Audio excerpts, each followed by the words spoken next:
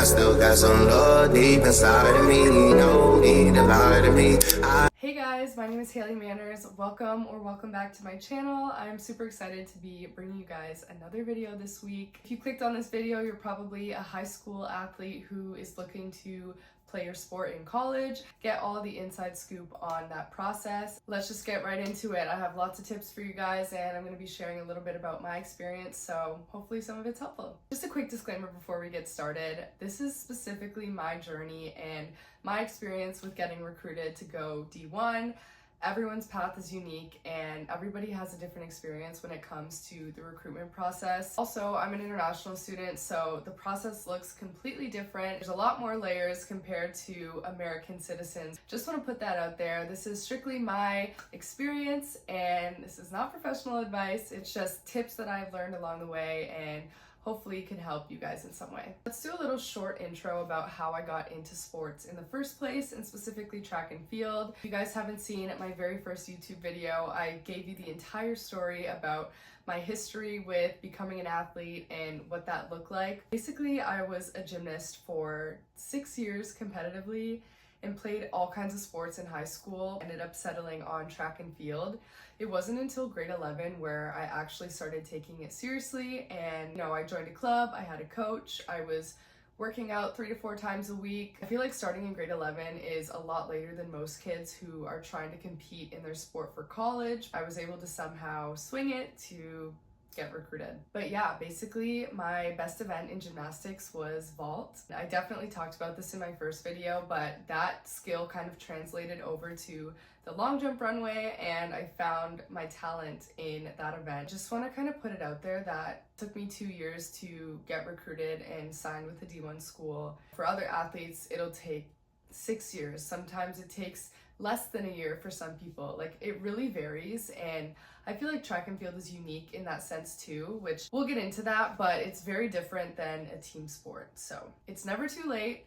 You have time. If you're 3 months away from graduating high school, then you can still go D1 or play your sport at any college level if you put your mind to it. So don't give up on that dream just yet, and hopefully some of these tips can help. Some of my early signs of success, meaning like things that gave me a hint that, maybe I am good enough to go to college, were the fact that I was able to qualify for our state meet, which is called OFSA here in Ontario, and ended up placing second in the long jump at that meet. So that really helped get my name out there, bring it to coaches' attentions, and obviously at a state meet or at OFSA, there are coaches recruiting there, so I was able to talk to a couple of them there. I also had gone on to win the U18 national championship that year in the long jump, which a huge accomplishment for me. It was my first kind of big time medal. Also was a big leverage point for me when it came to talking to coaches, kind of proving to them why I am good enough and why I'm worthy to take part on their team, if that makes sense. That being said, you definitely don't have to have any of those accomplishments to be able to do that. If you're consistently improving and hitting certain targets, then coaches are going to be interested in you as well. So I'm going to break it down into the athletic side and the academic side, and then we'll do kind of like a rundown of the actual recruitment process. Starting with the athletic side of recruitment, track is very different from your typical team sport like basketball, soccer, volleyball. Typically those sports start recruiting much earlier, beginning of high school. You have to kind of acquire this game film and they have to analyze you as a person to see how you'll mesh with the team. Whereas track, you could literally look at a profile online and see the number that they ran or a distance that they threw, and a coach will be able to be like, yeah, I want them on my team. It's completely different in the sense that like the coach doesn't even really have to know you super well to maybe want to recruit you. So that's something that's really different with track. Ultimately, they don't really need to evaluate how much of a team player you are because track is an individual sport. As much as in the NCAA, there's a team aspect, they want you to be able to perform at your best so that overall it helps the team. But you gotta be able to run your event first, if that makes sense. On the academic side, it was a little bit different because I'm Canadian, so there were specific courses that I had to take in order to meet the minimum base requirements to enroll at a school in the NCAA. And I'll insert a picture here if I can find it, but there were like specific courses like science, math, English. Like there was a specific rundown of classes that would qualify for that. It had different requirements based on which country you were coming from, which is kind of cool. When it came to standardized testing, it really boiled down to the list of schools that you had on your radar, because each school has their own policy when it comes to that stuff. In my personal experience, I was able to take the SAT or the ACT. For me, I was most familiar with the SAT. It's not something that we study for in high school up here in Canada. We know of the test because Americans take it and they learn it in high school in order to apply for college, but I had to buy like the big fat book or download courses online because there was nobody here to teach me. So I ended up taking the SAT twice. I was not really happy with either of my scores. It was nothing special. I took it twice to try and boost my score because it actually did help when it came to academic scholarships. But outside of that, the standard test did not really mean much in terms of my application. I know this is also different based on the school, but I didn't need a certain number to get in. I didn't need to study for crazy amounts of hours. Again, it all depends on the school where you're going. Okay, when we talk about the actual recruiting process and step-by-step of how things go, I'm gonna run through 5 different steps. First, we have your decision to commit to wanting to be an athlete in college and actually actively saying out loud, I want to be a collegiate athlete. I'm going to write down some goals and I'm going to find people who are going to help me get there. In my experience, I was able to join a local track club, found a coach that was interested in developing me and saw potential in myself that I didn't see. Shout out to Coach Irwin because he believed in me. He helped me get to where I am today, which I'm very grateful for. Really, the first step is to make that conscious decision that, okay, I'm going to be a college athlete.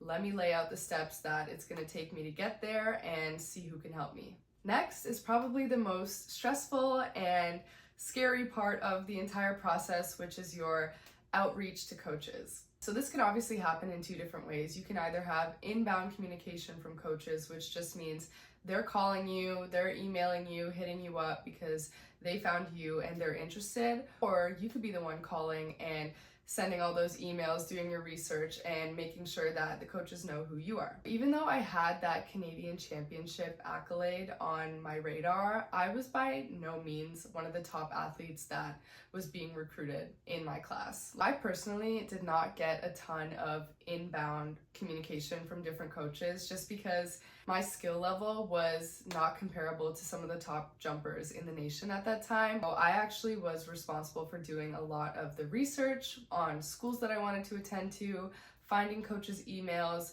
phone numbers if I could, and actually picking up the phone and just saying, hey, I'm Hayley Manners, I'm super interested in your school, this is how far I jump, and do you have a spot on your roster for me? It was really, really intimidating, and the first couple of calls that I did, I was sitting at my desk scared because I was like, oh my gosh, first of all, are they going to answer? Second of all, are they going to be like, okay, well, you need to jump this far and then you can call me back?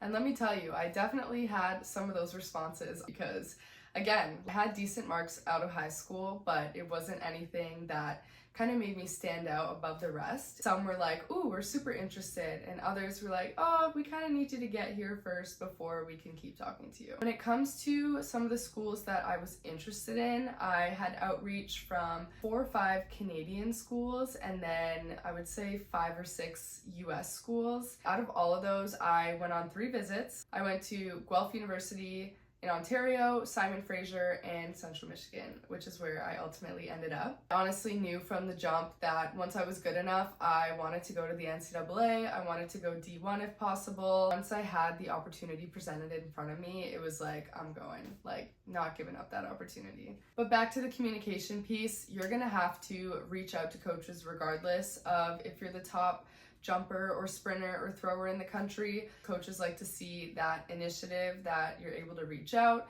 and also the interest of like, hey, I want to go to this school. Let me talk to the coach personally and let them know who I am. So if you take anything from that little bit, don't be afraid to pick up the phone and do a cold call. It's part of a coach's job to recruit, so they're going to be expecting phone calls during the correct periods of time, as long as you're not calling during a dead period, which again, the NCAA has on their website, so it shouldn't be an issue. Next is recruitment profiles. Something I want to say right off the bat is do not pay for those recruitment profile sites. I remember going on a call with different platforms and they were like, oh, we're gonna give you access to all these coaches' numbers, emails, exclusive webinars. They were trying to charge like thousands of dollars. Granted, I was still very new in the space. I didn't have a lot of friends that were going through the same thing to talk about. I was really navigating this on my own with my family, and so I'm glad we did not pay for it, but we know some people that did, and it ended up being a huge waste of money. So first thing I'm gonna say is don't pay for those recruiting websites. That being said, you can still have them for sure. I think it's a great way to kind of get all of your information in one place. I was able to have my name, contact info, my PRs, highlights. I was able to put all that up on one place. When I went to email coaches, I could just attach the link and they would be able to see all of that. Definitely some benefits to having it, but I don't think personally it's worth paying for. Next are your visits and actually applying to schools. So for me, I ended up going on 2 visits in Canada, 1 in the US for the 3 schools that I talked about. They were all very different. Guelph, I just drove 45 minutes down the highway to see the campus, meet the coaches and everything. I didn't stay overnight for that one. It was a very chill kind of official visit. I got to see all the facilities, meet everybody, but I went home that night and I went out to SFU. I flew out to BC. I was able to stay with a couple of the athletes, see all the facilities, work out with them. I went out with them at night. Like, it was the whole experience. That was honestly probably my favorite experience of a visit because it really gave me the full picture of what college could look like. My advice when it comes to visits is that you choose your top few schools that you're like really passionate about, and you choose to go and give your all to those official visits. I know that the rules have changed and that athletes are able to do unlimited official visits, which I think is great for people who are super indecisive, but I couldn't have imagined going on like 10 different visits throughout the fall and then having to choose after that. I don't know. My visit to CMU was completely different from the other 2 because we crossed that international border. There was a different vibe, there was something in the air, and I knew as soon as I got there that I was gonna sign that paper. I just felt like I was at home right away, which sounds really cheesy, but that's really the feeling that you have to look for. You're gonna be spending the next 4 years there, if all goes well. When it comes to applying to schools, this is another thing that I feel like kind of gets brushed to the side. You're gonna be looking at 10 different schools. Be prepared to submit 10 applications and pay 10 application fees. I think the most that I paid for an application was 110 Canadian dollars. Most of them are between like 70 and 80, but that's another factor that you just have to consider when you're applying to schools, looking at schools. Just be prepared if you're gonna be talking to a lot of schools for that. The last step is gonna be making your decision, which is probably the most exciting part, I think. Some of the things that I would make sure you consider when ultimately making your final decision is, of course, location. If you're somebody who's a homebody and you can't see yourself being away from your family for long periods of time, make sure that you're choosing a school that is within reasonable distance from home. Even when it comes to a city or a college town, you gotta be aware of where you're living because it's gonna completely change your experience if you're used to living in this small town where there's only a couple thousand people and all of a sudden you're in culture shock because you're in the middle of a big city. So cost is obviously something huge that needs to be on your radar. When it comes to track in particular, not everybody gets a full ride, and I know that it's like that for a lot of different individual sports. You have to pay for things like tuition, room and board, food, travel. There's all these different expenses that you need to be aware of. Make sure that you plan for, because I think a lot of people are under the impression that, you get an offer to go D1, everything's getting paid for. And that's just not the case for everybody, unfortunately. Have that conversation with your coach and even an academic advisor at the school so that they can help you plan and budget for that. I know it sounds very adulty and something that you're gonna have to start thinking about, but just be aware of that. Team atmosphere is also something that is huge in order to come to your final decision. At the end of the day, you're going to be spending a ton of time with these teammates. And I know I just finished saying that track is more of an individual sport, but you train with your team at practice every single day and you're going to be spending hours on end together. You want to make sure that the culture is somewhere that you see yourself fitting in, but also feeling safe and welcome. Same with the coaching staff. You want to make sure that the coach is somebody that you trust to help you develop, get better within your sport, but also as a person. I feel like, having a coach that is very genuine and actually cares about your well-being, kind of hard to come by sometimes. And I know it's hard to kind of think about that stuff out of high school. I know I wasn't. I'm saying it now because I've been through it twice now, but just make sure that you try to keep those things in the back of your mind because, again, you're going to be spending a ton of time with this coach and ultimately they're going to help determine your success in your sport.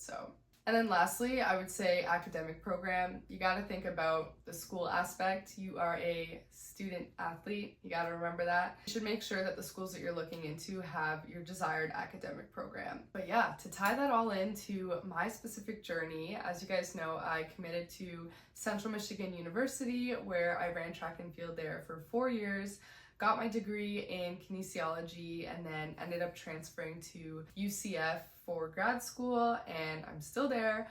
I'm loving it. I'm gearing up for year 6 and I've never been more excited to get back to Orlando. So I've been through the entire recruiting process. I've been through the transfer portal. If you guys have specific questions on that, drop them in the comments. But I'm also going to answer a couple of rapid fire questions that maybe I didn't answer directly. What does a good highlight video look like? This is also very different depending on the sport. I definitely can't speak on behalf of team sports because I know that a lot goes into that. For track and field, mine actually used to be up on this channel. I made it private because I was like, I'm starting a new channel, I don't want to have my little high school mixtape on there. Basically, I just put together a compilation of all of my best jumps throughout high school, put the distance in the corner as the video was playing so that they knew how far the jump was, and then at the end I put a couple of my accomplishments like national champ, athlete of the year, and my social media so that they could look me up. One thing I will say is keep it short and sweet as well. Coaches do not have the time to be watching like a 10-minute long video of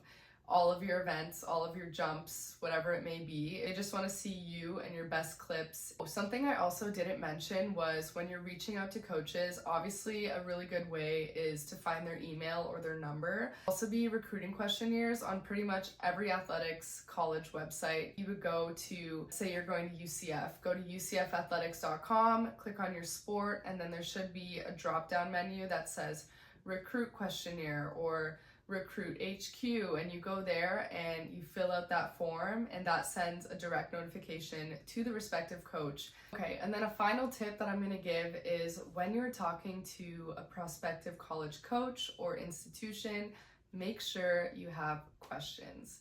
That is probably my biggest tip. Coaches really value when you ask them a question at the end. More than half the time, coaches are going to say at the very end, do you have any questions for me? Anything I can answer right off the bat?